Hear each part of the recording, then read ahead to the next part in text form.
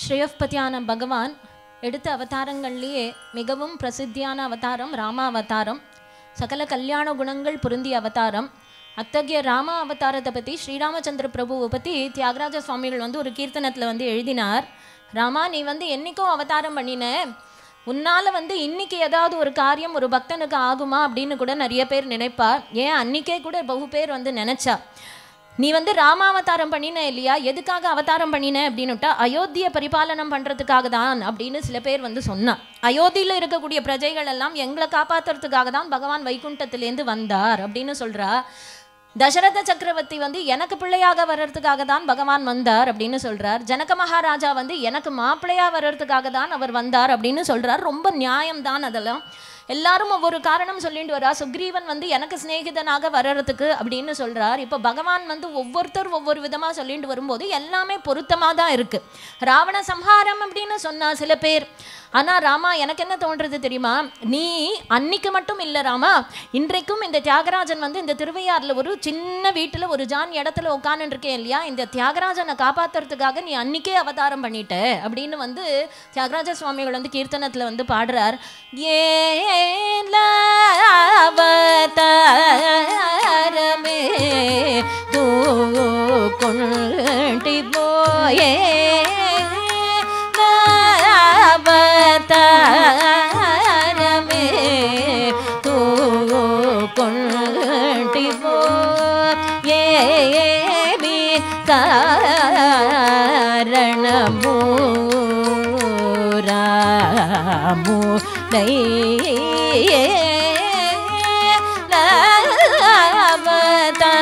அவதாரமே தூ கொண்டி போயே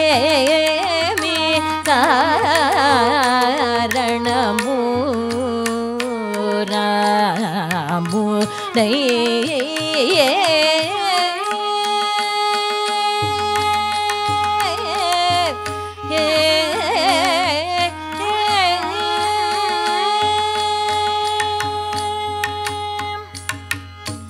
அப்படி பகவான் எதுக்காக அவதாரம் பண்ணினார் அப்படின்னு கேட்கிறார். ஏலாவதாரம் எத்துக்கொண்டிவோ, எதுக்காக நீ அவதாரம் பண்ணின, என்ன காரணம் அப்படின்னு கேட்டுட்டு அவர் பல்லவியில இந்த கேள்வியை கேட்கிறார். அனுபல்லவியில சொல்றார், நீ அயோத்தியை பரிபாலனம் பண்றதுக்காக நீ அவதாரம் பண்ணினியா, யோகிகளை சம்ரட்சணம் பண்றதுக்காக நீ அவதாரம் பண்ணினியா அப்படின்னு ஒவ்வொன்றா கேட்டுட்டு வர்றார். அப்போ சொல்லும்போது இப்படி பகவான் நம்மளை எல்லாம் ரட்சிப்பதற்காக என்னைக்கு அவதாரம் பண்ணியிருந்தாலும் கூட அப்பப்போ அவதாரம் பண்ணி பிரசன்னமாக இருக்கிறதுக்கு சித்தமாக இருக்கார். அப்போ என்னைக்கோ அவதாரம் பண்ணின ஸ்ரீராமச்சந்திரமூர்த்தி தியாகையர்வாளுக்கு தரிசனம் கொடுத்த ஸ்ரீராமச்சந்திர பிரபு சமீப காலத்தில் ஒரு 600 வருஷங்களுக்குள்ள சந்த் கபீர்தாசர் அப்படின்ற ஒரு மகாத்மா இருந்தார்.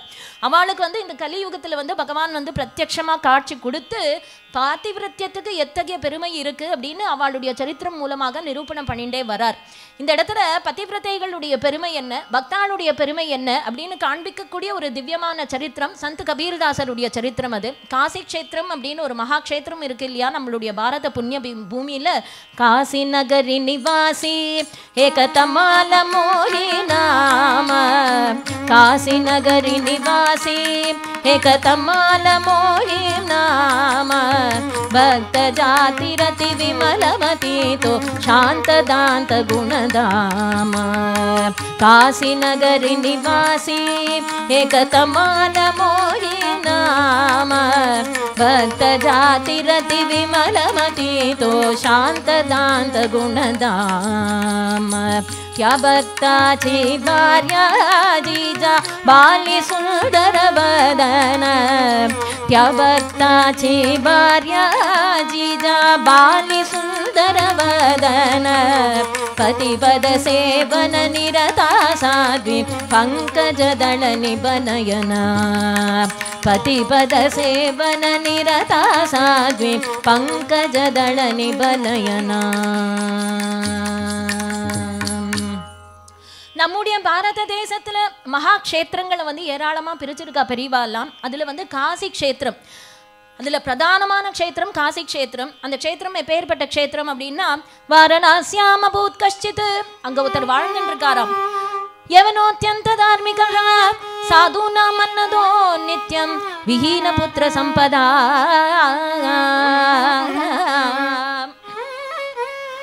காசி க்ஷேத்திரம் ஒரு மகா க்ஷேத்திரம் அப்படின்னு நம்ம எப்பவுமே சொன்னோமானால் அந்த க்ஷேத்திரத்துக்கு வந்து யாத்திரை நிமித்தமா நிறைய பக்தாள் எல்லாம் வந்துட்டு போறது வழக்கமா இருக்கும். அப்போ ஸ்நானத்துக்கு வரவாளுடைய வசதிக்காக வந்து அவ தங்கறதுக்கான வசதி அதெல்லாம் ஏற்பாடு பண்றதுக்காக நிறைய வியாபாரிகள் எல்லாமும் அங்க வந்து சேருவா.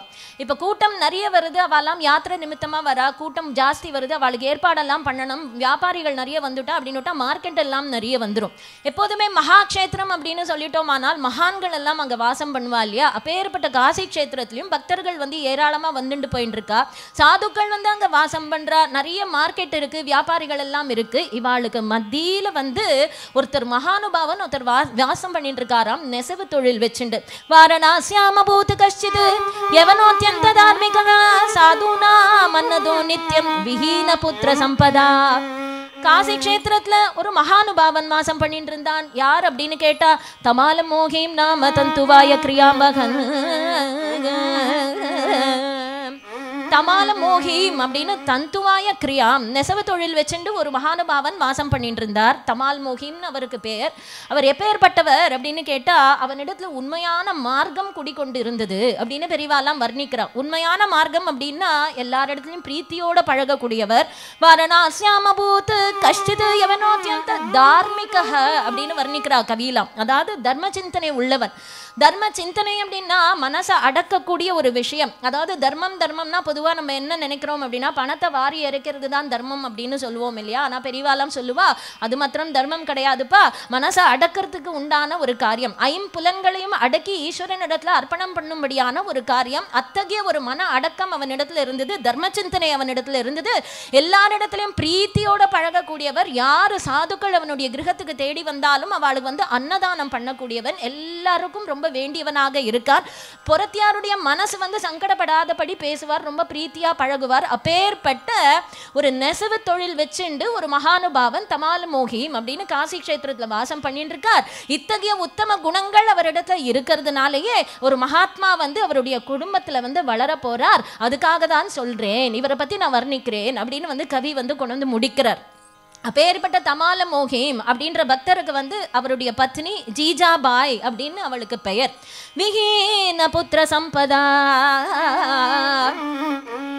குழந்தை குட்டி கிடையாது, ஆனா நெசவு தொழில் வச்சுட்டு அவர் வந்து வியாபாரமா வச்சுட்டு இருக்கார். 4 தறி ஓடுறது, அந்த 4 தறியில வந்து அவர் வந்து பட்டு பீத்தாம்பரங்கள் எல்லாம் வந்து நெசவு பண்றது, அதை கடையில கொண்டு போய் வியாபாரம் பண்ணி அதுலேருந்து வர பொருளை வச்சுட்டு தன்னுடைய வியாபாரத்துக்கு என்னென்ன சௌகரியம் வேணுமோ அதெல்லாம் அவர் பண்ணிப்பார். அதோட கூட சாதுக்கள் யாராவது வீட்டுக்கு தேடி வந்தான்னா அவளுடைய சௌகரியத்துக்கு என்னென்ன வேணுமோ அதெல்லாம் பண்ணி தருவார், அன்னதானம் பண்ணுவார். இப்படி உத்தம குணங்களோட இவர் வாசம் பண்ணிட்டு இருக்காரு இல்லையா? சர்வ ஜனங்களுக்கும் இந்த தமால மோகிமை பார்த்தா ரொம்ப பிரியம் ஜாஸ்தியம். ரொம்ப அழகா அப்படி பழகின்னு இருக்கார், காசி க்ஷேத்திரத்துல வாசம் பண்ணிட்டு இருக்கார். இப்படி இவர் ஒரு பக்கம் இருந்துட்டு இருக்க, மற்ற பக்கம் ஒரு கதை நம்ம ஒன்று பார்க்கணும். இந்த சந்தர்ப்பம் ஒரு நாள் வைகுண்டத்துல பிரம்மதேவர் வந்து தேவதைகள் எல்லாம் அழைச்சிட்டு பகவான் ஸ்ரீமன் நாராயணன் சமீபம் வந்து சேர்ந்தார். பகவான் ஸ்ரீமன் நாராயணன் எல்லாரையும் பார்த்தார், பிரம்மதேவரை பார்த்தார். என்ன பிரம்மதேவா என்ன காணும், எல்லாரையும் அழைச்சிட்டு வந்திருக்கேன். பிரபோன்னார், என்ன சர்வ தேவதைகள் எல்லாம் வந்திருக்கா பார்த்தேளா, அதான் தெரியுறதே, எதுக்காக அழைச்சின்னு வந்திருக்கீர் அப்படின்னு கேட்கிறார் பகவான். இல்லை பிரபோ, இந்த கலியுகத்தில் வந்து பக்தி மார்க்கம் கொஞ்சம் குறைஞ்சு போயிடுது, அதனால இந்த லோகத்தில் வந்து மகான்கள் வந்து யாரையாவது அனுப்பிச்சு அவளை வந்து பக்தி மார்க்கத்தை பிரகடனம் பண்ணுறதுக்காக நீங்கள் வந்து அனுப்பணும். லோகத்தில் மகான்களை யாராவது அவதாரம் பண்ண சொன்னால் தேவலை, அதுக்காக தான் தேவதைகள் எல்லாம் வந்திருக்கா, அது விண்ணப்பிக்கிறதுக்காக வந்திருக்கா. கலியில் வந்து இது கொஞ்சம் குறைஞ்சு போயிடுது, எங்களுக்கு ரொம்ப சிரமமாக இருக்குது. பிரபு வந்து பார்த்தார், எல்லா தேவதைகளையும் பார்த்தார். ஒரு க்ஷணம் இருங்கோ அப்படின்னு சொல்லிட்டு பகவான் வந்து கண்ணை மூடினாராம். மனசனால வியாசாச்சாரியால ஸ்மரிச்சார், வால்மீகி பகவானை ஸ்மரிச்சார், ஆஞ்சநேய சுவாமிகளை ஸ்மரிச்சார். ஸ்மரிச்ச மாத்திரத்திலேயே இவா 3 பேருமே வந்து பிரத்யக்ஷம் ஆயிட்டா. பகவானுடைய திருவடியில சாஷ்டாங்கமா விழுந்து சேவிச்சுண்டார். பகவான் அவளை பார்த்து சொன்னார், மகா துர்தரமான இந்த கேவலமான இந்த பாப்பஸ்வரூபமா இருக்கக்கூடிய இந்த கலியுகத்துல சர்வ ஜீவகோட்டிகளும் பாப்ப கர்மாக்களையே பண்ணி அவெல்லாம் பாப்ப லோகத்தை அடைய போறா. அதனால அவளுக்கு வந்து சர்வ ஜீவகோட்டிகளையும் உத்தாரணம் பண்றதுக்காக வேண்டி நீங்க லோகத்துல அவதாரம் பண்ணி நாம சங்கீர்த்தனாதி மார்க்கத்தை வந்து பிரகடனம் பண்ணி அவ எல்லாம் உத்தம லோகத்தை அடையும்படியாக நீங்க வந்து பண்ணணும், அதுக்காக நீங்க லோகத்துல அவதாரம் பண்ணணும் அப்படின்னு பகவானுடைய ஆக்ஞை. உடனே அவளும் சேவிச்சுண்டு தங்கள் உத்தரவு அப்படின்னு சொல்லிக்கொண்டு வியாசாச்சாரியால் அவதாரம் பண்ணினார். யாராக அவதாரம் பண்ணினார்னா ஜெயதேவ கவியாக அவர் அவதாரம் பண்ணினார். வால்மீகி பகவான் வந்து சந்த் துளசிதாசராக அவதாரம் பண்ணினார். ஆஞ்சநேய சுவாமிகள் வந்து யாராக அவதாரம் பண்ணினார்னா சமர்த்த ராமதாசராக அவர் அவதாரம் பண்ணினார். இப்படி இருக்கும்போது பகவான் பார்த்தார், இன்னும் கொஞ்சம் 2 பேரை அனுப்பிச்சால் தேவலை அப்படின்னு அவருக்கு தோணித்து. ஸ்ரீபதே ராஜ்ஞயா தத்ர சுகதேவ சமாகதஹ. பகவான் மறுபடியும் வந்து ஸ்மரிச்சாராம். யாரை ஸ்மரிச்சார்னா சுகாச்சாரியால ஸ்மரிச்சார், உத்தவரை ஸ்மரிச்சார். வியாசாச்சாரியாளுடைய புத்திரர் சுகபிரம்மம். இவா 2 பேரும் ஸ்மரிச்ச மாத்திரத்திலேயே பகவான் முன்னாடி வந்து ஆஜலாயிட்டா, சேவிச்சுண்டா பகவான. சுகா பிரபோ, இங்க யாரெல்லாம் வந்திருக்கா பாத்தியா? பிரம்மாதி தேவதைகள் எல்லாம் வந்திருக்கா பிரபோ. எல்லாரும் உனக்காக தான் வந்திருக்கா, தெரிஞ்சுக்கோ. ஏன் அப்படி என்ன? எனக்காக எதற்காக வந்திருக்கா? லோகத்துல கலியுகத்துல வந்து பக்தி மார்க்கம் கொஞ்சம் குறைஞ்சி போயிடுதாம். அதனால சர்வ ஜீவகோட்டிகளுக்கும் வந்து அந்த பக்தி மார்க்கத்தை பிரகடனம் பண்ணி நீ லோகத்துல அவதாரம் பண்ணி பக்தி மார்க்கத்தை பிரகடனம் பண்ணி சிஷ்யர்கள் பிரதி சிஷ்யர்கள் எல்லாம் ஏற்பாடு பண்ணிட்டு நீ வரணும். அதுக்காக லோகத்துல உன்னை அனுப்புறதுக்காக தான் நான் உன்னை வந்து ஸ்மரிச்சேன். சுகாச்சாரியால் இதை கேட்டாரோ இல்லையோ, பொத்தேல்னு அவருடைய திருவடியில விழுந்துட்டாராம், பகவானுடைய திருவடியில. பிரபோனார், என்ன எனக்கு ஒரே ஒரு விண்ணப்பம், என்ன சொல்லு. இல்லை, நான் ஏற்கனவே வந்து நான் எனக்கு மாத்திரு கர்ப்பவாசம் வேண்டாம்னு நான் உங்ககிட்ட பிரார்த்திச்சுட்டு இருக்கேனே. ஒரு 10 மாதம் தாயாருடைய வயத்தில் இருந்து பிறந்து எனக்கு இந்த சிரமம் வேண்டாம், நான் உங்கள் பின்னோடு நித்திய சூரியாக எப்போதும் இருந்துடுறேன் அப்படின்னு நான் பிரார்த்தனை பண்ணிட்டு இருக்கேன். அப்படி இருக்கும்போது நீ வந்து இந்த லோகத்தில் போய் திருப்பி என்னை வந்து அங்கேயும் இங்கேயும் இந்த மார்க்கெட்டில் அலைய விடணும்னு நீங்கள் பார்க்குறேளே. நான் ஏற்கனவே உங்களிடத்துல நான் பிரார்த்திச்சுட்டு இருக்கேனே பிரபு, உங்கள் பின்னோடையே நான் இருந்துடுறேன்னு நான் கேட்டுட்டு இருக்கேனே. சுகா, நீ அப்படி சொல்லக்கூடாது. உன்னால தான் லோகமே க்ஷேமத்தை அடைய போகிறது. நீ போனால்தான் இந்த காரியம் ஆகும்டா. அதனால நீ லோகத்துக்கு போகணும். நீ கஷ்டமா சிரமப்பட்டு நீ வந்து மாத்திரு கர்ப்பவாசம் பண்ணி நீ இந்த லோகத்துக்கு போக வேண்டாம். உன்னை வந்து கௌரவமா வந்து நான் கர்ப்பவாசம் இல்லாம இந்த லோகத்துல அனுப்புறேன். நீ போனாதான்டா இந்த காரியம் ஆகும் அப்படின்னு சொல்லி ஆதா பூலோகா சிஜாவா ஆதா பூலோகா சிஜாவா மச்சரண சேவா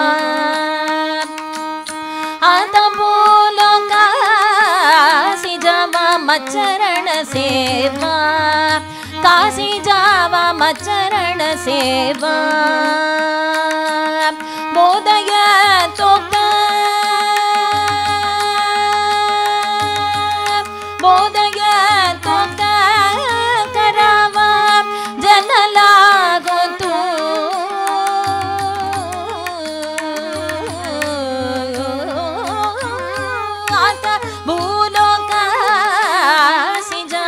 मचरण सेवा काशी जावा मचरण सेवा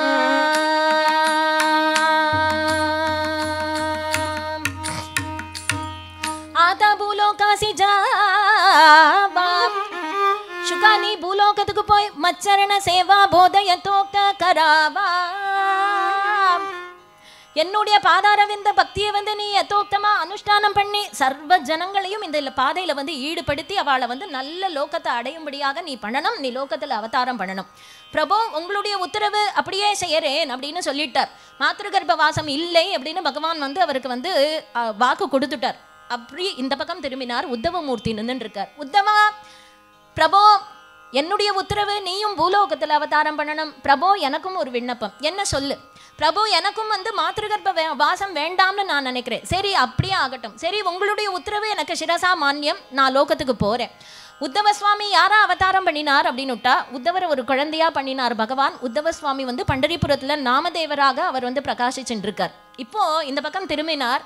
சுகாச்சாரியால் நிற்கிறத பார்த்தார். சுகா இங்கே வா அப்படின்னார். கிட்ட வந்தார். சுகரை ஒரு தடவை தடவி கொடுத்தாராம் பகவான்.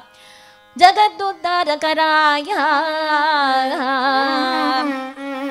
யுக்தினே பக்தி மார்க திசவா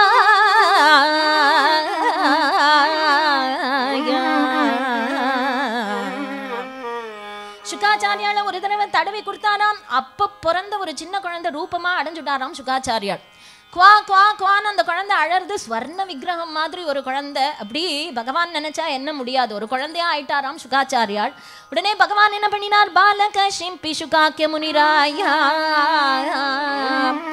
ஒரு முத்து சிப்பியை வந்து தெரிவிச்சார் பகவான். அந்த முத்து சிப்பிக்குள்ள இந்த குழந்தையா இருக்கக்கூடிய அந்த சுகபிரம்மத்தை பகவானே தன்னுடைய கருத்தினால வச்சார். அதை வந்து கவர் பண்ணார், ஜாகிரதையா பேக் பண்ணினாராம் பகவான்.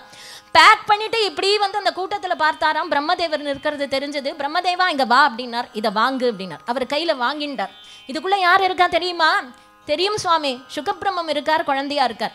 எதுக்காக அனுப்பிக்கிறேன் தெரியுமா? லோகத்துல வந்து லோக க்ஷேமத்துக்காக பக்தனாக அவதாரம் பண்ண சொல்லியிருக்கேன். நீங்கெல்லாம் எதிர்பார்த்ததன்படி லோகமே க்ஷேமமடைய போறது இவனால, அதனால ஜாகிரதை.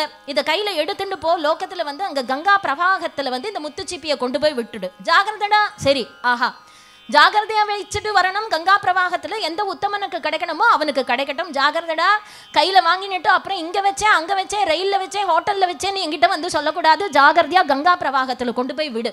சரி, உத்தரவு. ஜாகிரதையா விடுறேன் பிரபு அப்படின்னு நேரா பிரம்மதேவர் அந்த முத்துச்சிப்பியை எடுத்துட்டு வந்தார். கங்கா பிரவாகத்துல கொண்டு விட்டுட்டார்.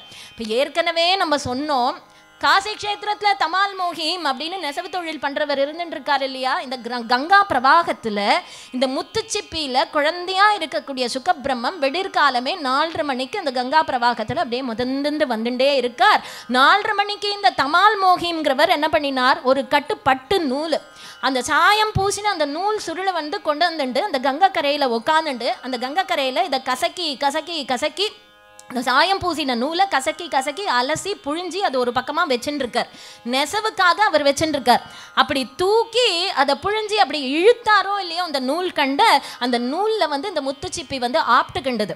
சகங்காயாமே கதாக்ஷௌமஜாலம், சகங்காயாமே கதாக்ஷௌமஜாலம், சகங்காயாமே கதாக்ஷௌமஜாலம்,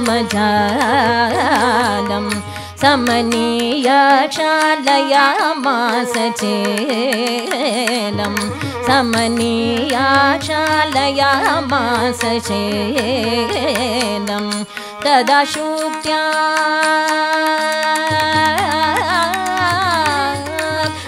शुक्त्या गोपितं हासनीलं, तदा शुक्त्या गोपितं हासनीलं, मुदा ददृशे सुन्दरं तत्र बालं, मुदा ददृशे सुन्दरं तत्र बालं, कृष्ण रामा हरे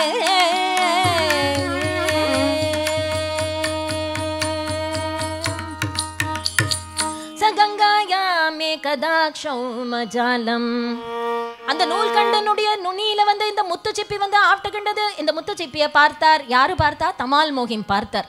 அவர் ரொம்ப சந்தோஷப்பட்டார். ஆஹா, நமக்கு ஒரு முத்துச்சிப்பி கிடைச்சிருக்கு, இதுக்குள்ள ஒரு பெரிய முத்து இருக்கும். அவர் என்ன நினைச்சார்? அது வந்து கடையில கொண்டு போய் நம்ம வந்து வியாபாரம் பண்ணி நிறைய பொருள் கிடைக்கும், அதை வச்சுட்டு நம்ம சாதுக்களுக்கு வந்து நிறைய அன்னதானம் பண்ணலாம் அப்படின்னு நினைச்சுட்டு அந்த கங்கக்கரையில உட்காந்துட்டு அந்த முத்துச்சிப்பியை வந்து மெதுவா தன் பக்கம் இழுத்துட்டு அந்த முத்துச்சிப்பியை திறந்து பார்த்தாரோ இல்லையோ, ஆச்சரியமா திவ்யமான அப்பேற்பட்ட ஒரு ஸ்வர்ண விக்கிரகம் போல ஒரு சின்ன குழந்தை, ஆண் புள்ள குழந்தை, சுகாச்சாரியால் குவா குவா குவான்னு ஒரு குழந்தையா அவர் கத்தின்னு இருக்கார். இந்த குழந்தைய பார்த்தாரோ இல்லையோ, அந்த குழந்தைய பார்த்ததும் பிராப்யேவதீனோ நிதிம், ரொம்ப சந்தோஷப்பட்டாராம். தரித்திரனா இருக்கிறவனுக்கு ஒரு பெரிய ஒரு புதையல் ஒன்று கிடைச்சதுன்னா எத்தகைய சந்தோஷம் ஏற்படுமோ அத்தகைய சந்தோஷம் இவருக்கு கிடைச்சதாம். ஏன் அப்படின்னா, பகுகாலமா ஒரு குழந்தை இல்லையே அப்படின்னு வருத்தப்பட்டு இருந்தவர் இன்னைக்கு இந்த குழந்தை கிடைச்சதும் அவர் ரொம்ப சந்தோஷம், பெரிய லாபம், பெரிய நிதி கிடைச்சிருது இல்லையா? அதனால இந்த குழந்தைய வந்து தன்னுடைய தோல்ல சாத்திக்கின்றார். நூலு கீழ் எல்லாத்தையும் கீழே போட்டுட்டார். எத்தையும் அவர் திரும்பி பார்க்கல. ஏன்னா பெரிய நிதி பகவான் நமக்கு அனுகிரகம் பண்ணது, கங்கா தேவி நமக்கு அனுகிரகம் பண்ணினது, சாதுக்களுடைய ஆசீர்வாதத்தினால நமக்கு இந்த குழந்தை கிடைச்சிருக்கான் அப்படின்னு சந்தோஷம் தாங்கல. அந்த குழந்தைய வந்து தோல்ல சாத்திக்கின்றார். நேரம் அங்கேருந்து கிரகத்துக்கு ஓடி வராராம். வரும்போதே ஜீஜா ஜீஜா இங்க வந்து பாரு, இங்க வந்து பாரு அப்படின்னு கூப்பிட்டுட்டே வரார். ஜீஜாபாய் அங்கேருந்து ஓடி வராள். வந்து குழந்தைய கொடுக்கிறார் அவள் இடத்துல. கொடுக்கும்போது இந்த குழந்தைய வாங்கிக்கோ. அவள் ஆச்சரியப்படுறாள். சுவாமி நாத்தா, ஏது இந்த குழந்தை உங்களுக்கு? ஏது எப்படி கிடைச்சது? நான் என்னன்னு சொல்லுவேன், எப்படின்னு சொல்லுவேன்? இந்த அதிசயம் யாருக்குமே நடக்காது, லோகத்துல யாருக்குமே நடக்காது ஜீஜா. நான் வந்து கங்கா பிரவாகத்துல வந்து நான் அந்த நூல் கண்டு அலசின்னு இருக்கும்போது அங்க ஒரு முத்துச்சிப்பி வந்தது, அதுல இந்த குழந்தை எனக்கு கிடைச்சது. சாதுக்களுடைய ஆசீர்வாதம், கங்காதேவியினுடைய அனுகிரகம், பகவானுடைய அனுகிரகம் அப்படின்னு இவர் வந்து சொல்றார். சந்தோஷப்படுறார். அந்த குழந்தைய வந்து ஜீஜாபாயின் இடத்துல கொடுக்கிறார். அப்ப சொல்றார், என் சொல்வேன் குழந்தையை இதோ நான் கண்ட இவர் இவ்வதிசயம் என் சொல்வேன் குழந்தையை இதோ நான் கண்ட இவ்வதிசயம் ஏதினி பூமி மீதினில் இது போலிராது ஆதவனொளி கொண்ட இவ்வதிசயம் என் சொல்வே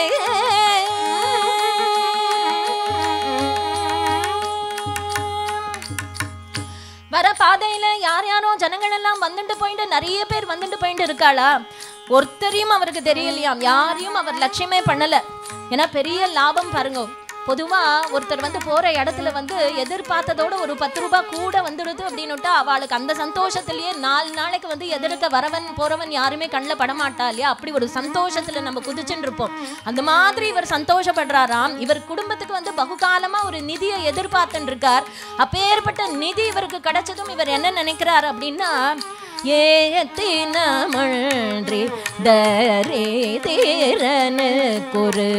ரத்தினம் கிடைத்தது போலவும் நித்திய ரோகிக்கு தேவாமிர்தம் கிடைத்தது போல தத்துவமில்லாத பதத்தில் ஹரி கீர்த்தனம் போல தரிச சானித பம பத நிரமகரிச சரி கர கரி நித சரி மா பத பத ச பத சரி கர கரி ச நிர பத ச கரி ச நிர நிரமகரி சரி மா பத கரி ச ச நித பம பத நித மகரி த சரி கர கரி நித சரி மா பத பத ச பத சரி கர கரி ச நித பத ச கரி ச நித நித மகரி சரி மா பத சொல்வே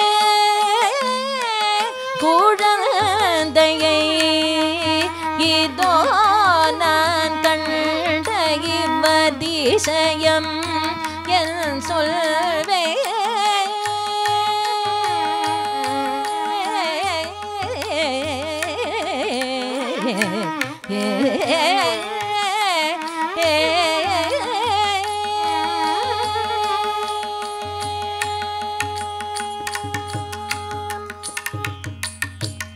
ஜீஜா இந்த அதிசயத்தை நான் வந்து என்ன சொல்லுவேன் ஒரு தரித்திரனுக்கு வந்து ஒரு ரத்தினம் கிடைச்சா எவ்வளவு சந்தோஷம் ஏற்படுமோ அந்த மாதிரி எனக்கு ஒரு சந்தோஷம் ஒரு நித்தியம் வந்து ஒருத்தன் வந்து வியாதினால அவஸ்தைப்பட்டு இருக்கான் அவனுக்கு திடீர்னு வந்து தேவாமிர்தம் கிடைச்சிருதுன்னா அவனுக்கு எத்தகைய சந்தோஷம் ஏற்படுமோ அந்த மாதிரி எனக்கு இன்னைக்கு ஒரு சந்தோஷம் வாசிக்காதவனுக்கு திடீர்னு பகவான் இடத்துல ஒரு அந்தரங்க பக்தி ஏற்பட்டு அவன் வந்து பகவானை ஸ்துதி பண்ணும்படியாக ஸ்தோத்திரம் பண்ணும்படியாக ஒரு சக்தி அவனுக்கு வந்துருத்து அப்படின்னுட்டா அவன் எவ்வளவு சந்தோஷம் அடைவானோ அத்தகைய சந்தோஷம் எனக்கு இன்னைக்கு இந்த குழந்தை கிடைச்சதுல எனக்கு ஏற்படுறது ஜிஜாபாய் கிட்ட அந்த குழந்தைய கொடுத்தாரு இல்லையா தன்னோட மார்போட அணைச்சுண்டாளாம் அந்த குழந்தைய 10 மாசம் தானே அந்த குழந்தை வந்து கர்ப்பம் தரிச்சு ஈன்று எடுத்திருந்தாளானால் அவளுக்கு வந்து எத்தகைய சந்தோஷம் ஏற்படுமோ அத்தகைய வாஞ்சை அந்த சந்தோஷம் அவளுக்கு ஏற்பட்டது அவளுக்கு வந்து அந்த குழந்தைக்கு ஆகாரம் கொடுக்கும்படியான ஒரு ஸ்தானம் அவளுக்கு வந்துருத்தாம் இதற்குள்ள இந்த கதையெல்லாம் நடந்துட்டு இருக்கு இல்லையா அதுக்குள்ள ஒரு 7:30 மணி 8 மணி ஆயிடுத்தாம் காலமே 7:30 8 மணி ஆயிடுத்து அப்படின்னா டவுன்ல அந்த மார்க்கெட்டே வந்து கலகலத்து போயிடுத்தாம் எல்லாம் போறவன் வரவன் எல்லாம் பேசிக்கிறான் சார் கேள்விப்பட்டேளா என்ன விடிற்காலமே 4:30 மணிக்கு என்னாச்சு அந்த கங்கை கரையில தமால் மோகிம் இருக்கார் இல்லையா நம்ம தமாம் மோகிம் அவர் வந்து நூல் அலசின்னு இருந்தாராம் சார் என்னாச்சு அவருக்கு அது ஒண்ணும் இல்லை சார் கங்கா பிரவாகத்துல ஒரு முத்து சிப்பி வந்துதான் சார் அதுல ஒரு முத்து இருந்ததா இல்ல அதை திறந்து பார்த்தா ஒரு குழந்தை இருந்துதான் சார் அவருக்கு தான் சார் கிடைக்கணும் அவருக்கு தானே குழந்தையே இல்லை அவர் ரொம்ப பெரிய பக்தராச்சே அவருக்கு தான் கிடைக்கணும் அப்படின்னு இவா அந்த டவுன்ல மார்க்கெட்ல எல்லாரும் பேசிக்க என்ன ஆச்சு அப்படின்னுட்டா அந்த ஊர்ல ராஜாவுக்கு காதுல விழுந்தது ராஜாவே வந்து அந்த குழந்தைய பார்க்கிறாராம் பார்த்து சந்தோஷப்படுறான் இந்த குழந்தை சின்ன குழந்தை சாட்சாத்து சுகபிரம்மம் இல்லையா அந்த குழந்தையினுடைய சரீரத்திலேருந்து அப்பேற்பட்ட ஒரு பரிமள வாசனை அப்படி வீசறதாம் ராஜா வந்து இந்த குழந்தைய பார்த்து ஆமோதிச்சார் இந்த குழந்தைக்கு வந்து பேர் வைக்கும் போது என்ன பேர் வைக்கிறான்னா கபீர் அப்படின்னு பேர் வைக்கிறான் அவர்தான் நம்மளுடைய சந்த் கபீர்தாசர். கபீர் அப்படின்னுட்டா என்ன அர்த்தம்னா பெருமை வாய்ந்தவன், மகத்தானவன் அப்படின்னு அர்த்தம்.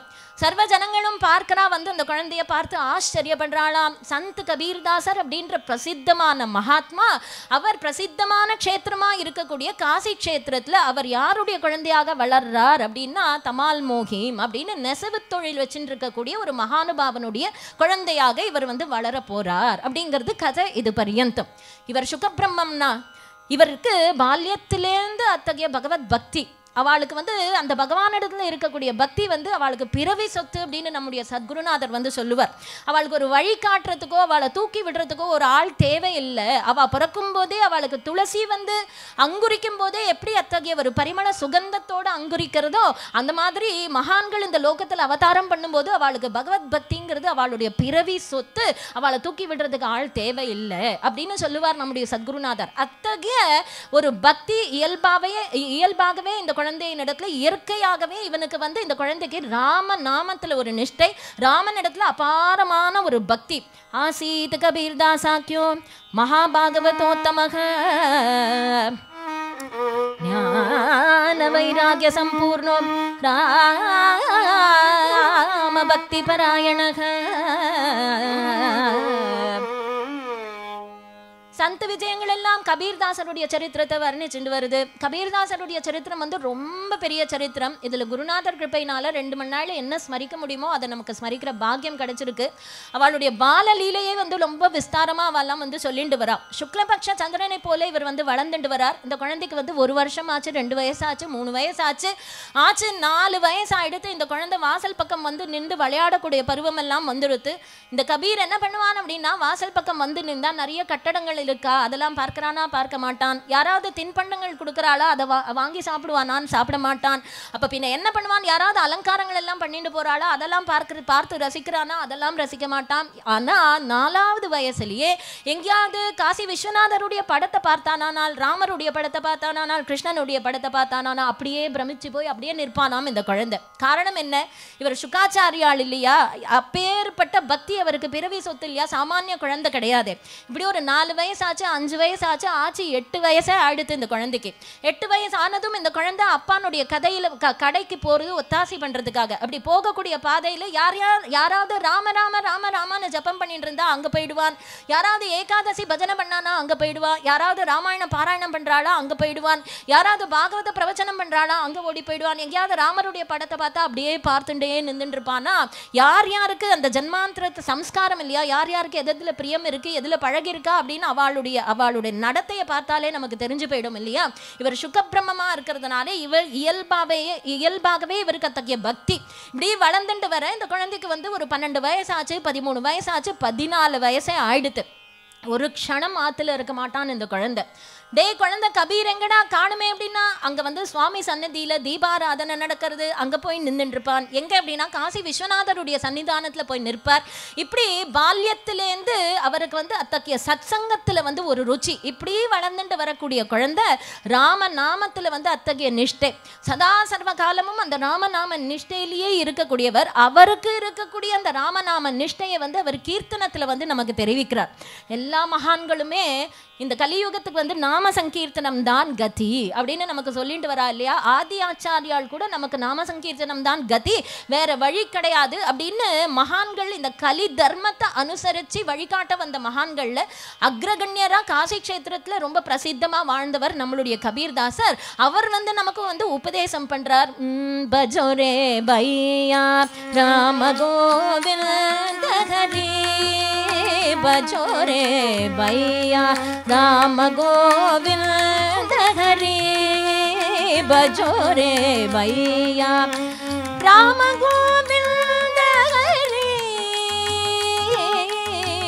பஜோரே பையா ராம கோவிந்த ஹரி. जप तप साधन कछु नहीं लागत, जप तप साधन कछु नहीं लागत, कर जतन ही गटरी, कर जतन ही गटरी, बजो रे भैया राम गोविंद हरि बजो रे भैया. संत कबीरदासर நம்மளை பார்த்து கூப்பிடுறார் பஜோரே பையா அப்படின்றார். பையா அப்படின்னா நல்ல தம்பி அப்படின்னு கூப்பிடுறாரு. நம்மளை போய் அவர் வந்து தம்பின்னு கூப்பிடுறாரு. அவர் வந்து நமக்கு அண்ணாவாம், நம்ம வந்து அவருக்கு தம்பியாம். எப்படி சகோதரத்துவம் வரும் அப்படின்னு கேட்டா, நீ எனக்கு தம்பி தாண்டாப்பா. எப்படி அப்படின்னா, ராமன் நமக்கு அப்பா, சீத்தம்மா நமக்கு வந்து அம்மா, நம்ம எல்லாருக்கும் அவர் தான் அப்பா, சீத்தம்மா தான் அம்மா. அதனால நான் உனக்கு அண்ணா, நீ எனக்கு தம்பி. பஜோரே பையா அப்படின்னு சொல்றார். என்ன சொல்றார்? ராமகோவிந்த ஹரி அப்படின்னு சொல்லுன்னு சொல்றார். மகான்கள் எல்லாம் பொதுவா நம்முடைய சத்குருநாதர் சொல்வார், மகான்கள் எல்லாம் அவெல்லாம் சாதனையை நம்புறது இல்லை, பகவானுடைய கருணையை தான் அவ நம்புவா அப்படின்னு சொல்றார். அதனால இந்த இடத்துல அவர் சொல்றார், ராமா கிருஷ்ணா கோவிந்தான்னு சொல்லுடா நல்ல தம்பி அப்படிங்கிறார். ஏன் சொல்றார்? ஏன்னா நீ வந்து என்ன சாதனை பண்ணினாலும் நீ ஜென்ம ஜென்மா சேர்த்து வச்சிருக்கக்கூடிய மூட்டை வந்து கரையாதுப்பா. ஏன்னா ஜென்ம ஜென்மமா அவ்வளவு மூட்டை மூட்டையா நீ சேர்த்து வச்சிருக்கே. ஒரு பெரிய மணல் மூட்டை இருக்கு, அதை வந்து ஒரு சொம்பு ஜலத்தை வச்சு நீ கரைச்சிட முடியுமா? அப்படி ஜென்ம ஜென்மமா சேர்த்து வச்சிருக்கிற மூட்டையை உன்னுடைய சாதனை, நீ ஏதோ சாதனைன்னு பண்றியே, அதை வச்சு உன்னால கரைச்சிட முடியாது. ஆனா எவ்வளவு 100 மூட்டை பஞ்சு மூட்டை இருந்தாலும் ஒரே ஒரு வத்தி குச்சி இருந்தா போறோம் இல்லையா? 100 பஞ்சு மூட்டைக்கு 100 வத்தி குச்சி வேணுங்கிறது கிடையாது, ஒரு வத்தி குச்சி இருந்தால் போறோம். அதனால நீ சாதனையை நம்பாத, பகவானுடைய நாமத்தை நம்பு. ஹரின்னு சொல்லு, ராமான்னு சொல்லு, கிருஷ்ணான்னு சொல்லு, கோவிந்தான்னு சொல்லு. ஒரு 10 வருஷமா இருண்டு இருக்கக்கூடிய ஒரு அறை இருக்கு. அந்த 10 வருஷமா இருண்டு இருக்கக்கூடிய அறைக்குள்ள வந்து 10 வருஷம் தீபம் ஏத்தணும்னு கிடையாது. ஒரு தீபம் ஏத்தி வச்சா அந்த 10 வருஷம் இருந்த இருட்டு எப்படி வந்து ஓடியே போயிடுமோ அந்த மாதிரி மகிமையை பொறுத்து இருக்குப்பா. நீ சாதனையை பண்ணி நீ ஒன்னும் சாதிக்க போறது இல்ல. அதனால நீ சாதனையை நம்பாத, மகான்களுடைய கிருபையை நம்பு, ஹரிநாமத்தை நம்பு. நீ வந்து எவ்வளவுதான் மூட்டை சேர்த்து வச்சு சாதனை பண்ணி அதை கரைக்கணும்னு பார்த்தா அது வந்து முடியாது. இருட்டால வந்து இருட்டை வந்து கோடாலியால வெட்டிட முடியாது. ஆனா வெளிச்சம் வந்துருத்துனா எப்படி இருட்டு தானா விலகி போயிடுமோ அது மாதிரி குருநாதர் கிடைச்சுட்டார் அப்படின்னு சொல்லிட்டோமானால் அவருடைய கட்டாட்சம் மாத்திரத்தினால ஜென்ம ஜென்மமா செஞ்சிருக்கக்கூடிய பாவங்கள் எல்லாம் அவர் பொசிக்கிடுவார். உன்னுடைய ஹிருதயம் நிர்மலமாயிடும், சாந்த ஸ்வரூபியாக உன்னையும் பண்ணிடுவார். அதனால குரு கிருபையை நம்பு, ஹரி கிருபையை நம்பு, பகவானுடைய நாமத்தை நம்பு அப்படின்னு சொல்லி நீ வெவ்வேறு சாதனங்கள் எல்லாம் பண்ணாத. நீ எவ்வளவுதான் ஜபம் தபம்னு நீ கண்ணாப்பினான்னு எது பண்ணியிருந்தாலும் அது வந்து கடைசியில உனக்கு கை கொடுக்கும்னு நீ நம்பாத. காரணம் என்ன அப்படின்னுட்டா, மந்திரலோபம், தந்திரலோபம், திரவியலோபம் எல்லாம் இருக்கு. ஆனா லௌகீகத்துல வாழதான் வேண்டி இருக்கு. நீ உத்தியோகம் பார்க்க தான் வேண்டி இருக்கு, சம்பாதிக்க வேண்டிதான் இருக்கு, பேங்க்ல பணம் வச்சுக்க தான் இருக்கு. ஆனா அது உனக்கு கடைசி நேரத்துல கை கொடுக்கும்னு நம்பாத. சந்தத சம்பத சுகக்கே காரண ஜாசே பூலு பரி அப்படின்னு சொல்றார். அது உனக்கு கை கொடுக்கும்னு நினைக்காத. அது வந்து சுக்கத்துக்கு காரணம்னு நீ நினைச்சிட்டு இருக்க, அதுவே உனக்கு துக்கத்துக்கு காரணமா ஆயிடும். அதனால இதை நம்பிண்டு பகவானுடைய நாமத்தை விட்டுடாத, பகவானுடைய நாமத்தை நம்பிண்டு இதை விடுறது பாரு அப்படின்னு சொல்லிட்டு கடைசியில ஒரு வரி ஒண்ணு சொல்றார். யாருடைய கஹத கபீரா ஜாமுக ராமனகி தாமுக தூலுபரி அப்படிங்கிறார். யாருடைய வாக்குல வந்து ராமநாமம் இல்லையோ அவ வாயில மண்ணுதான் அப்படின்னு சொல்லி முடிச்சுட்டார். அப்போ ராமநாமத்தினுடைய மகிமையை வந்து சொல்லிட்டு வர்றாரு இல்லையா? இப்படி ஒரு நாள் அவர் யோசிக்கிறார் கபீர்தாசர், நம்ம இந்த லோகத்துக்கு எதுக்காக வந்தோம்? எல்லாருக்கும் வந்து நாம சங்கீர்த்தனாதி மார்க்கங்களை வந்து பிரகடனம் பண்றதுக்கு, உபதேசம் பண்றதுக்காக நம்ம வந்திருக்கோம். அப்ப புறத்து யாருக்கு உபதேசம் பண்ணணும் அப்படின்னுட்டா நமக்கு வந்து ஒரு குரு மூலமா உபதேசம் ஆயிருக்கணும் இல்லையா? ஏன் நம்ம கேட்போமே, ராமநாமம் தானே, நம்மளே வந்து ராம ராம ராம ராமான்னு சொன்னா ஆச்சே, அதுக்கு எதுக்கு ஒரு உபதேசம் வேணும், அதுவும் குருவின் இடத்துல அப்படின்னு நம்ம கேட்போம் இல்லையா? அப்படி பண்ணக்கூடாதான்.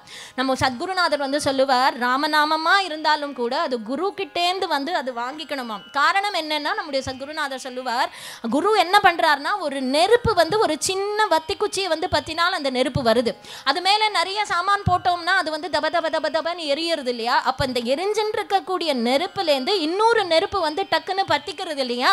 அப்ப குருவானவர் என்ன பண்றார் அப்படின்னா, ராம ராம ராம ராம ராமான்னு ஜபம் பண்ணிட்டு இருக்கார். அவர் ஜபம் பண்ண பண்ண பண்ண அவரிடத்துல என்ன இருக்கு அப்படின்னா, தபஸுங்கிற அக்னி இருக்கு, தப்போ அக்னி அவரிடத்துல இருக்கு. அப்ப அவர் வந்து இன்னொருத்தர் கிட்டக்க வந்து அந்த தப்போ அக்னியை கொடுத்தாரானால் அவருக்கும் அது வந்து டக்குன்னு பத்திண்டு.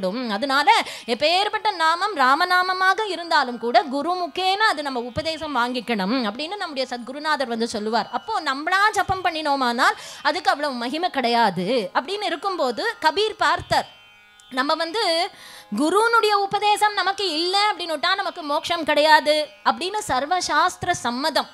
தியாகோபனிஷத்துல கூட தியாகராஜ சுவாமிகள் வந்து இதே தான் சொல்றார். கரோகை நகரோக ககன முனகோட்ட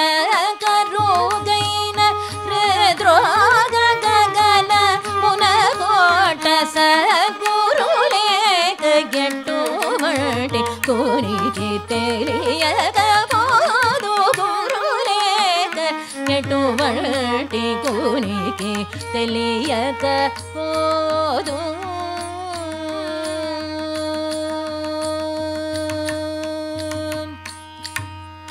கபீர் வந்து நினைக்கிறார் குரு கிருபை இல்லை அப்படின்னுட்டா நமக்கு வந்து ஹரியினுடைய கிருபை இல்லை, வைகுண்ட வாசல் வந்து நமக்கு திறக்க மாட்டாளே.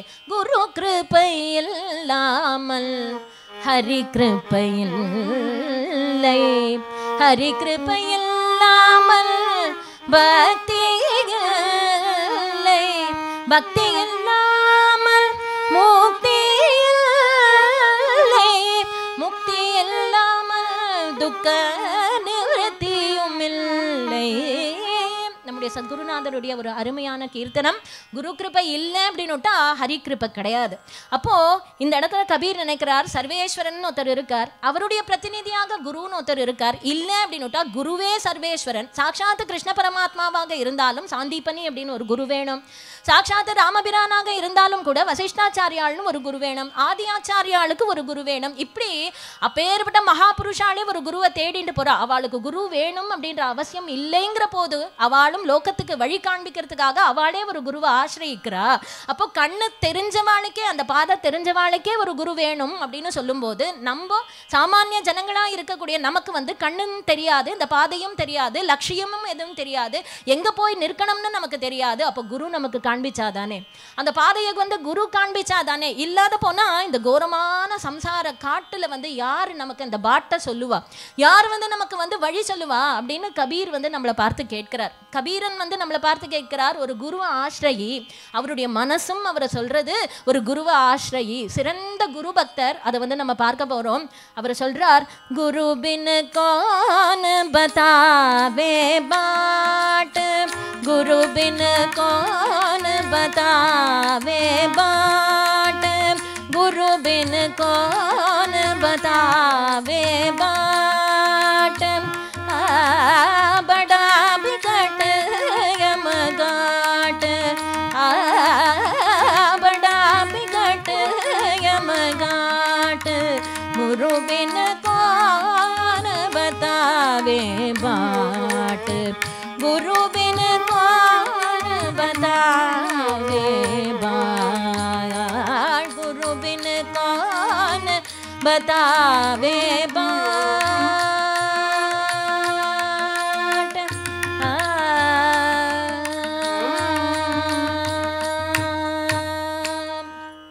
இந்த கீர்த்தனத்துல ரொம்ப அழகா வர்ணிக்கிறார். இந்த காட்டு ஒரு பிராந்தி அப்படின்னு அந்த சம்சார காடு ஒன்று இருக்கு. அந்த காட்டில் வந்து ஒரு பெரிய நதி ஒன்று ஓடிண்டு வருதான். இந்த கீர்த்தனத்தில் அதெல்லாம் சொல்லிட்டு வரார். ஒரு நதி ஒன்று ஓடிண்டு வருது, அந்த அலை அப்படி வீசுறதாம். இப்படி ஒரு அலை, இப்படி ஒரு அலை வீசிண்டே இருக்காம், நம்மளை புரட்டி எடுக்கிறதாம். என்ன அலைகள் அப்படின்னு கேட்டால் நமக்கு வந்து அகங்காரம் அப்படின்ற அலையம்.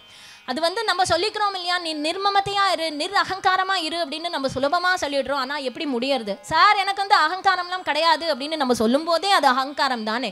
இப்படி அந்த அலைகள் இப்படி ஒரு அலை, அப்படி ஒரு அலை, இப்படி ஒரு அலை வீசி வீசி வீசி அதை நம்மளை புரட்டி எடுக்கிறது. இப்படி ஒரு காடு, அதுல ஒரு நதி, அந்த அலைகள் நம்மளை புரட்டி எடுத்துட்டு இருக்கும்போது போராதுக்கு அடையப்பா அடையப்பான்னு ஜோனு மழை வேற பெய்யறதான்.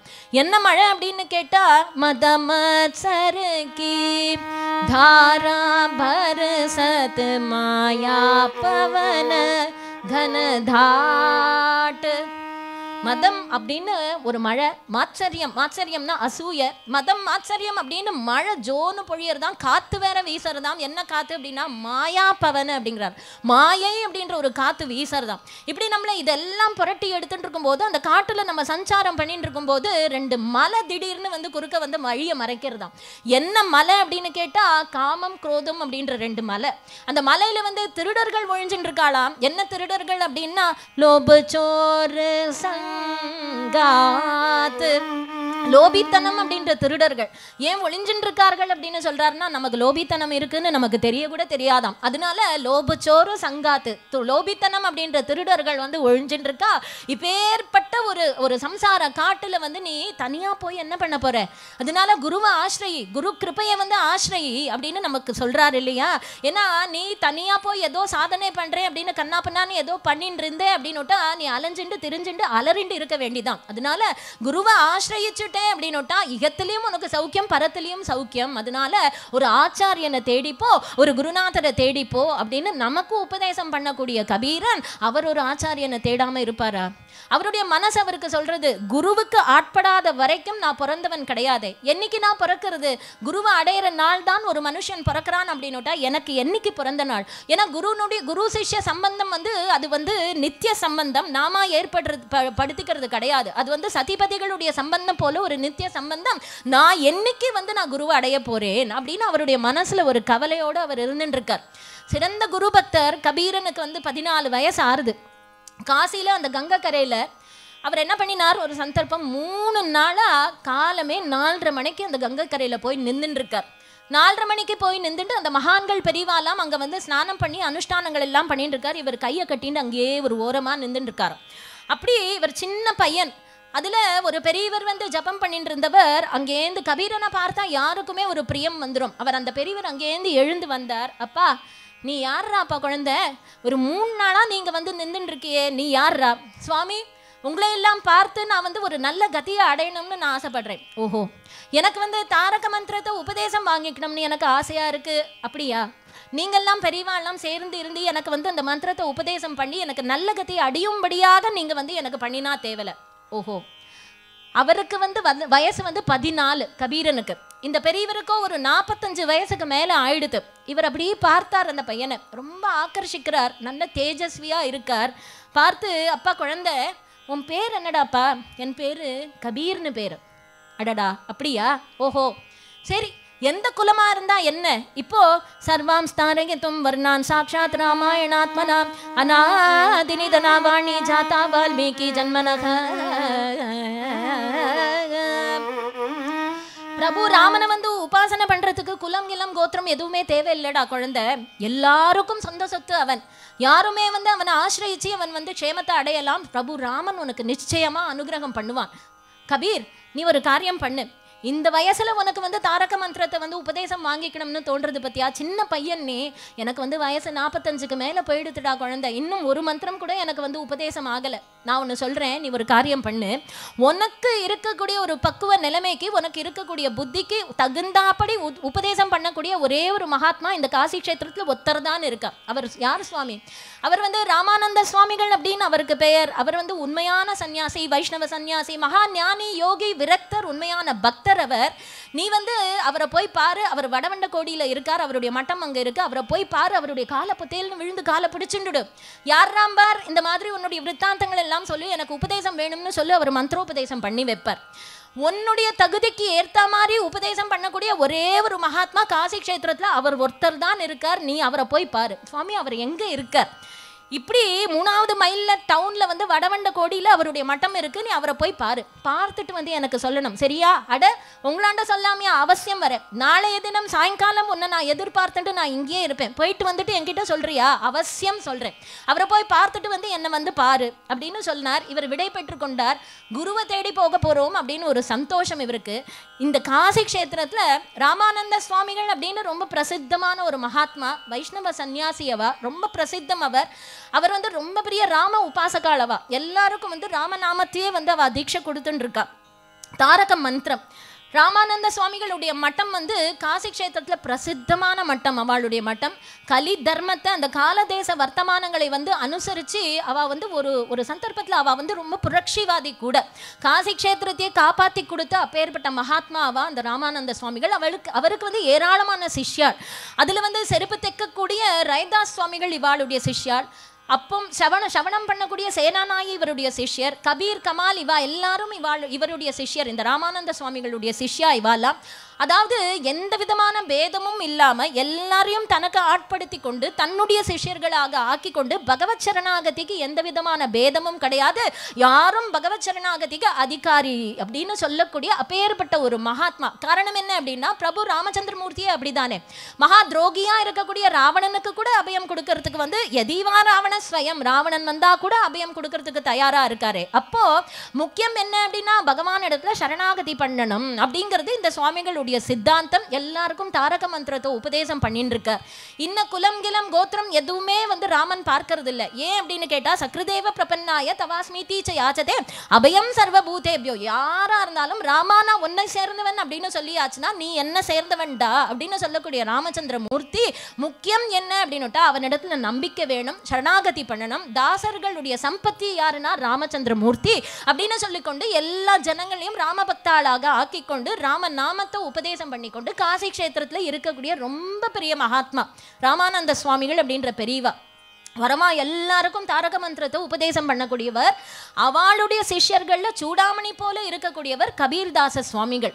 குரு பக்தி, சந்த சேவை, நாம சங்கீர்த்தனம் இதெல்லாத்தையும் எடுத்துக்காட்ட வந்த மகான்கள்ல காசி கஷேத்திரத்துல ராமானந்த சுவாமிகளுடைய சிஷ்யர்கள்ல அக்ரகண்யராக ஆக போகக்கூடியவர் கபீர்தாசர் அப்படின்ற மகாத்மா. மறுநாள் நேர ராமானந்த சுவாமிகளுடைய மட்டம் எது அப்படின்னு விசாரிச்சுட்டு இந்த கபீர் என்ன பண்ணினார், நல்ல வெயில் நேரம், சுமார் ஒரு 12:30 மணி இருக்கும், மட்டம் எங்கேன்னு அப்படின்னு தேடிக்கிண்டு அப்படி வந்து வாசல்ல வந்து நின்றுட்டார். அந்த பெரியவா வந்து ரொம்ப பெரிய மட்டாதிபதி, அவா ரொம்ப பெரியவா மகாத்மா. அவர் சுவாமிகளும் வந்து திரிதண்டி சன்னியாசி, பரதேசி சன்னியாசி கிடையாது. அப்படின்னா என்ன அர்த்தம்னா, அவளுடைய தரிசனமே ரொம்ப துர்லபம், சுலபமா அவளுடைய தரிசனம் கிடைச்சிடாது. அதோட கூட பெரிய ராம உபாசகால் அப்படின்னு நம்ம சொன்னோம் இல்லையா, மட்டாதிபதியாக ஆயிட்டதுனால ஜனங்கள் எல்லாம் என்ன பண்ணியிருக்கா, அவளை வந்து ஒரு ஆச்சாரிய ஸ்தானத்துல வந்து உட்காத்தி வச்சிருக்கா. ஆச்சாரிய ஸ்தானத்துல உட்காத்தி வச்சுட்டதுனால இந்த சுவாமிகள் என்ன நினைக்கிறார், நம்மளை நம்பி இத்தனை பயல்கள் எல்லாம் இருக்கா, அதனால நம்ம பூஜை புனஸ்காரம் எல்லாம் ஒழுங்கா படுத்தி எல்லா ஜனங்களையும் நம்மளுடைய நல்ல வழியில கொண்டு வந்துடணும் அப்படின்னு தீர்மானம் பண்ணி பூஜை எல்லாம் பண்ணிட்டு சகல ஜனங்களும் யாரெல்லாம் பார்க்கிறாளோ அவளெல்லாம் நல்வழிப்படுத்தி கொண்டு இப்படி ஒரு சன்னியாசியாக அவர் இருந்துட்டு இருக்கார் அந்த மட்டத்துல. சுவாமிகளுடைய மட்டத்துல என்ன அப்படின்னு கேட்டா 5 கட்டு இருக்கு. நடு கட்டுல வந்து சுவாமிகளுடைய பூஜை அதை வச்சுட்டு இருக்கார். அடுத்த கட்டுல வந்து ரொம்ப அழகான வர்ணனை, அடுத்த கட்டுல வந்து ஸ்டோர் ரூம் இருக்கு, கடைசி கட்டுல வந்து கிச்சன் இருக்கு, வாசல்ல முதல் கட்டுல வந்து ஆஃபீஸ் ரூம் இருக்கு, வித்வான்கள் எல்லாம் வந்தா சதஸ் எல்லாம் நடக்கக்கூடிய இடங்கள் எல்லாம் இருக்கு. இந்த சுவாமிகள் மட்டத்துல வந்து சுமார் ஒரு 40-50 சிஷ்யர்கள் சுவாமிகளோடவே இருந்துட்டு இருக்கா, பகுகாலமா இருந்துட்டு இருக்கா. சுவாமிகளோடவே இருந்துட்டு இருக்கிறதுனால இவாளுக்கெல்லாம் மட்டத்து சிஷ்யாள் அப்படின்னு பெயர். மட்டத்து சிஷ்யாள் அப்படின்னு நம்ம சொல்றோமே தவிர ஒவ்வொருத்தர் 20 வருஷம் 30 வருஷம் இருக்காளே தவிர அவளுக்கு சுவாமிகளையே தெரியாது. ஏன் தெரியாது அப்படின்னு கேட்டா, 12:30 மணிக்கு டான்னு ஒரு மணி அடிப்பார், இலை போட்டாச்சுன்னு பிர்ருன்னு இவாலாம் சாப்பிட போய் உட்காந்துடுவாளாம். சுவாமிகளையே தெரியாத அவளுக்கு. சுவாமிகள் வந்து நெட்டையா குட்டையா கருப்பா வெளுப்பா எதுவுமே தெரியாது. சுவாமிகள் இந்த பக்கம் வந்தா இவ அந்த பக்கம் போயிடுவா, சுவாமிகள் அந்த பக்கம் வந்தா இந்த பக்கம் போயிடுவா.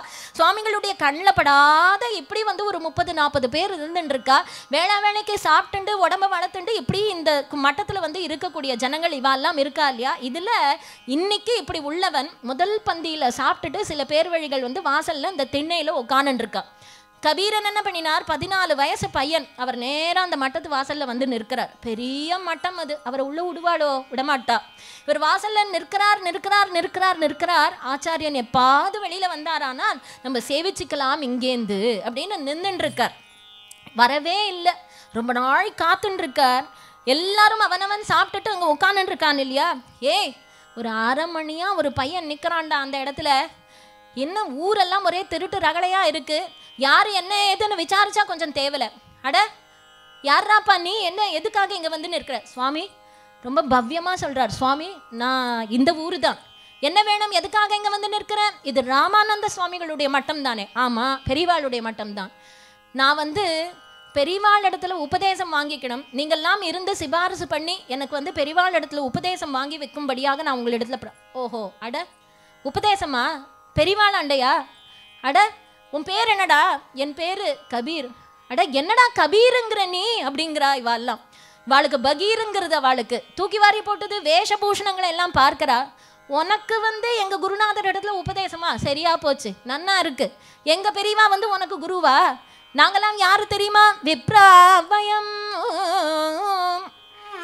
அடப்பயலே, நன்னா இருக்கு, நீ இங்க வந்து உபதேசம் வாங்கிக்கணுமா? அது எங்க பெரியவாளை வந்து குருன்னு வேற நீ சொல்றியா நீ அப்படின்னு இவா வந்து ஒரு உக்ரமா வந்து இவா பேச ஆரம்பிச்சுட்டா. இந்த ஜென்மாவில் உனக்கு உபதேசம் கிடைக்காது, நீங்க அப்படி சொல்லக்கூடாது. நீங்க வந்து குருநாதர் இடத்துல போய் சொல்லுங்கோ, அவர் என்ன சொல்றார், அவர் என்ன தெரிவிக்கிறார்னு என்னிடத்துல வந்து சொல்லுங்கோ. விபீஷணன் வந்து ராமனிடத்துல சரணாகதி பண்ண வரும்போது இந்த குரங்கெல்லாம் கல்லை எடுத்து அடிச்சுதே, அந்த மாதிரி நீங்க என்ன அடிக்க கூடாது, குருவின் இடத்துல போய் சொல்லுங்க, அவ என்ன சொல்றான்னு என்னிடத்துல. அதெல்லாம் முடியாதுடா, இந்த ஜென்மாவிலும் உனக்கு கிடையாது. எப்ப தெரியுமா உனக்கு கிடைக்கும்? சூரியனும் இருட்டும் சந்திக்கிற நாளுன்னு ஒண்ணு இருந்தா அன்னைக்கு வா, உனக்கு வந்து குருவின் இடத்துல உபதேசம். இல்ல இல்ல, அப்படி நீங்க சொல்லக்கூடாது. சூரியனும் இருட்டும் வந்து என்னைக்காவது சந்திக்குமோ? இருட்டு வந்து சூரியன் வரப்போவே இருட்டு அதுக்கு முன்னாடியே விலகிடுமே, அப்ப அது சாத்தியம் இல்லையே. நீங்க அப்படி சொல்லக்கூடாது. குருநாதர் இடத்துல அதெல்லாம் முடியாதுடா, என்ன நினைச்சுக்கிட்டு இருக்க நீ, அதெல்லாம் சாத்தியம் கிடையாது. நீங்க வந்து என்னை உள்ள அழைச்சிட்டு போக வேண்டாம், குருநாதர் எனக்கு உபதேசம் பண்ண வேண்டாம், எனக்கு தீட்சை கொடுக்க வேண்டாம். ஒரே ஒரு விஷயம், ஆச்சாரியால் வந்து அங்க வாசல்ல எட்டக்க நிக்கட்டும், நான் இங்கேந்தே வந்து அவளை சேவிச்சுண்டு இவர்தான் என்னுடைய குரு அப்படின்னு நான் வந்து ஸ்மரிச்சுண்டு நான் சந்தோஷமா நான் போயிடுறேன். அதெல்லாம் இந்த ஜென்மாவில் நடக்காது அப்படின்னு இவ தீர்மானமா சொல்ல, டேய் இவனண்ட என்னடா பேச்சு வேண்டி கிடக்கு, ஒரு சுத்தி வளைச்சுண்டான் 30-40 பேர், இவனை விரட்டுங்கடா இங்கேருந்துன்னு ஆளுக்கு ஒரு தர்ம அடி விட்டாளாம் கபீரனை. கபீர் வந்து என்ன பண்ணுவார், அடி வாங்குறவர் யார் அப்படின்னா ரகுவீர பக்தம், ராமபக்த சிரோன்மணியா இருக்கக்கூடிய கபீரன் வந்து அடி வாங்குறார். அடிச்சவாலாம் யார் அப்படின்னா அதீவ திருப்தாக, ஒன்னையும் எரியாத இலையில ஒண்ணு விடாத பாக்கி இல்லாத சாப்பிடுறா பாருங்க, அதீவ திருப்தாக. அவெல்லாம் அடிக்கிறாளாம் கபீர. அடிச்சு நன்னா நொறுக்கினா பாவம் இவருக்கு வலி தாங்கல, பகு தாபம் இவருக்கு, வலி பொறுக்க முடியல, அங்கேருந்து ஓடி வந்துட்டார். கங்கை கரைக்கு வந்து அந்த பெரியவர் இருக்காரான்னு பார்க்க வந்துட்டார். சாயங்காலம் வரைக்கும் இவர் காத்துட்டு இருந்திருக்கார். சாயங்கால வேலை ஆயிடுத்து. அந்த பெரியவர் இடத்துல வந்து இந்த விஷயத்தை தெரிவிக்கணும் இல்லையா, அதுக்காக வந்தார். இந்த பெரியவர் அங்கதான் காத்துட்டு இருக்கார். கபீரன் வருவான். அவருக்கு வந்து ஜபமும் ஓடலை, ஒன்றும் ஓடலை, அனுஷ்டானம் ஓடலை. கபீரன் வரானோன்னு பார்த்துட்டு இருக்கார். கபீரன் அங்கேருந்து வந்தார். கபீர் இதராயே, கபீர் இங்க வா. சுவாமிஜி இதோ வந்தேன். கிட்டக்க வந்தார். போனியா? போனேன். மட்டத்துக்கு போனியா? போனேன். சுவாமிகளை பார்த்தியா? பெரிவாளை பார்த்தியா? பெரிவாள் இடத்துல மந்திரோபதேசம் ஆச்சா? என்ன ஆச்சு? என்ன நடந்தது? இதோ பாருங்க, முதுகுல இவ்வளோ தப்பல் விழுந்தது, இதுதான் ஆச்சு. 40-50 பேர் எல்லாருமா சேர்ந்து எனக்கு உபதேசம் வேணும்னு கேட்டேன், தாரக மந்திர உபதேசம் வேணும்னு கேட்டேன். எல்லாருமா சேர்ந்து எல்லாரும் ஒரு அடி கொடுத்தா இந்த முதுகுல இப்படி ஆயிடுத்து பாருங்க. ஓஹோ கபீர், ஒரு காரியம் பண்ணு. அந்த மட்டத்தில் பகுகாலமா இந்த சிஷ்யாலாம் இருந்துட்டு இருக்கா, சுவாமிகளை கூட தெரியாம வெறும்னா சாப்பிட்டுண்டு அப்படி இருந்துட்டு இருக்கா. அவன் இனிமேல் உன்னை பார்த்தான்னா அடிப்பான், அவனவன் அடிப்பான். உன்னை உள்ள அழைச்சிண்டு போய் சுவாமிகள் இடத்துல வந்து உபதேசம் பண்ற பரியந்தம் இனி நடக்கும்னு எனக்கு தோணலை. சுவாமிகள் இடத்துல நேரடியா உனக்கு வந்து பெரியவாள் இடத்துல உபதேசம் வாங்கிக்க முடியும், நடக்கும்னு எனக்கு தோணலை. அப்ப என்ன பண்றது நீங்க சொல்லுங்க. இதுக்கு தந்திரமா நான் ஒரு வழி சொல்றேன். என்ன சொல்லுங்க. நீ வந்து கபட்டமா ராமானந்த சுவாமிகள் இடத்துல நீ உபதேசம் வாங்கிக்கலாம். கேட்குறியா? சொல்லுங்க, நான் பேஷா செய்யறேன். ராமானந்த சுவாமிகளுடைய மட்டத்து வாசல்ல ஒரு தோட்டம் ஒன்று இருக்கு, பார்த்துருக்கியோ? பார்த்துருக்கேனே. அந்த தோட்டத்துல வந்து ஒரு ஒத்த அடி பாதை இருக்கு, பார்த்துருக்கியா? பார்த்துருக்கேன். நித்தியம் ராமானந்த சுவாமிகள் வெடிற்காலமே அந்த இருட்டுல அவ பெரியவா வந்து அந்த ஒத்த அடி பாதையாக தான் அவ வந்து வருவா. அந்த ஒத்த அடிய பாதையா வந்து கங்கைக்கு வந்து ஸ்நானத்துக்கு வருவா, நடந்தே வருவா, 1 மைல் தூரம் வருவா.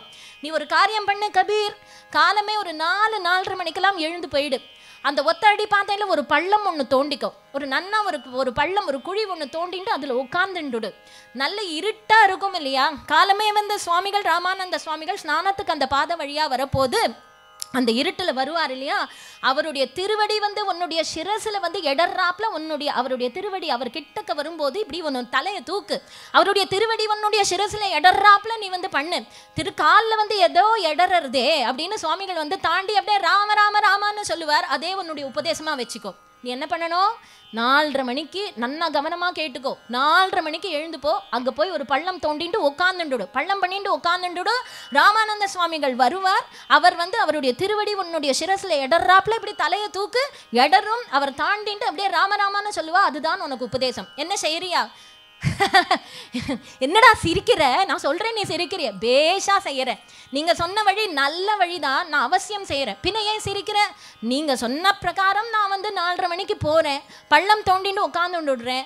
ராமானந்த சுவாமிகள் வந்தார், முன்னாடி வந்தார் அப்படின்னு விட்டா எனக்கு வந்து உபதேசம் கிடைச்சிடும். அது நான் இல்லைன்னே சொல்லல. ஒரு கால் சிஷ்யாள் வந்துட்டா அவ என் மேல மண்ணை பெரட்டி போட்டுருவாளே, நான் என்ன பண்றது சுவாமி? நீ தைரியமா போடா, உனக்கு அவசியம் ராமநாம உபதேசம் ஆகும். அதையே தீவிரமா பிடிச்சுட்டார். இந்த பெரியவரை வந்து காலமே 4:30 மணிக்கு போய் ஒரு பள்ளத்தை தோண்டின்னு உட்காருன்னு சொன்னார். கபீரன் என்ன பண்ணினார், ராத்திரி 12 மணிக்கே அந்த ஒத்தடி பாதையில போய் ஒரு பள்ளத்தை தோண்டின்னு உட்கார்ந்து இருக்கார். பள்ளத்துல உட்கார்ந்துண்டு குருநாதருடைய வருகையை எதிர்பார்த்துட்டு இருக்காய். வருவாய் வருவாய் குருநாதா வந்தருள் புரிவாய் குருநாதா, வருவாய் வருவாய் குருநாதா வந்தருள் புரிவாய் குருநாதா, அனுதினம் வருவாய் குருநாதா அனுகிரகம் செய்வாய் குருநாதா, வருவாய் வருவாய் குருநாதா வந்தருள் புரிவாய் குருநாதா.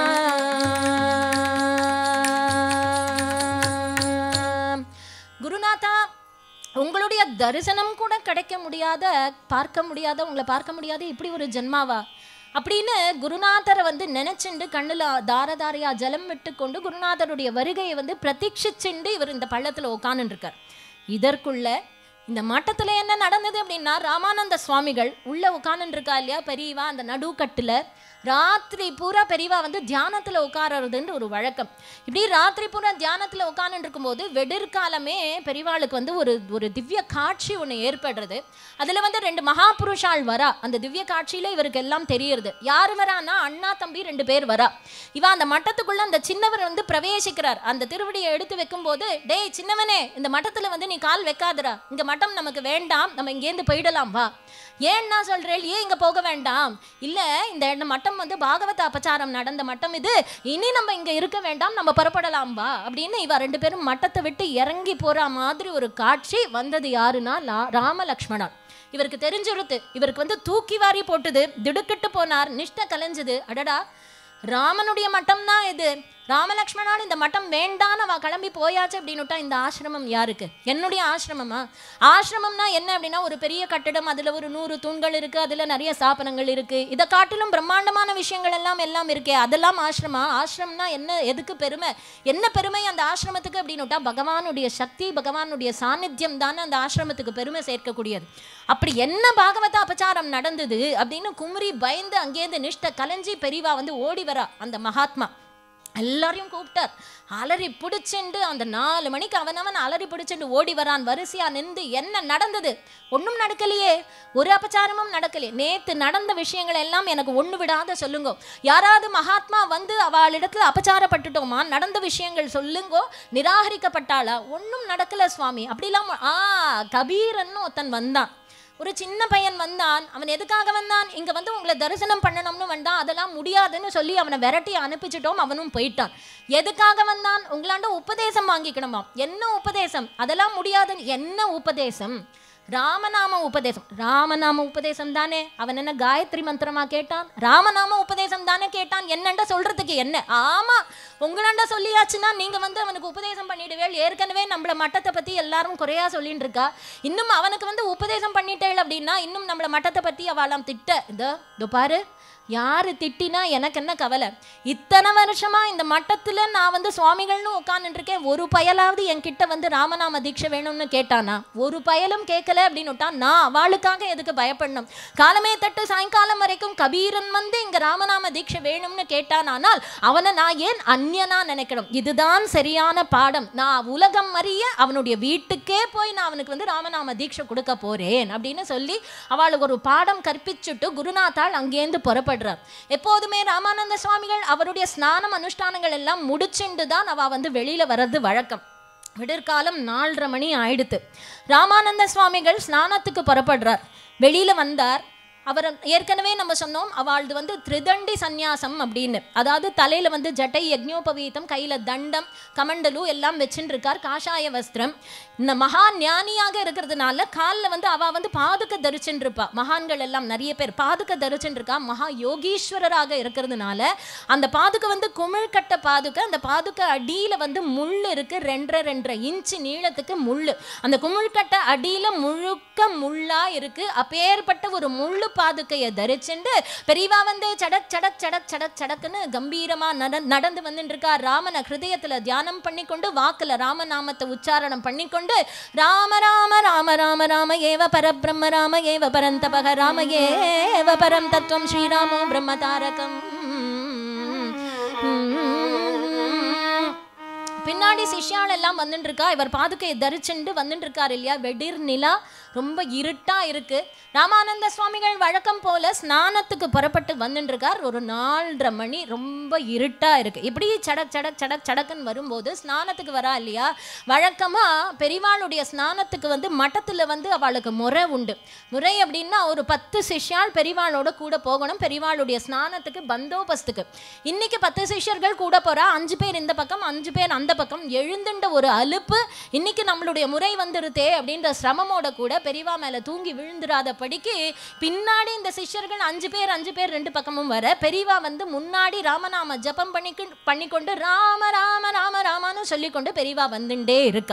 அவனவன் அசந்துகிண்டு பின்னாடி இவன்லாம் வரான். குருநாத்தாள் தான் முதல்ல வந்துட்டு இருக்கார். அந்த பெரியவர் சொன்னார் இல்லையா, குருநாதர் தான் முன்னாடி வந்துட்டு இருக்கார். இந்த சந்தர்ப்பம் கபீரன் வந்து அந்த குழியில உட்கார்ந்து இருக்கார் இல்லையா. பெரியவா சடக் சடக் சடக் சடக்குன்னு நடந்து வரும்போது பெரியவா என்ன பண்ணினா, குருநாத்தாள் சுவாமிகள் வந்து தன்னுடைய வலது திருவடியை அந்த கபீரனுடைய சிரசுல அந்த தலையில வச்சுட்டார்.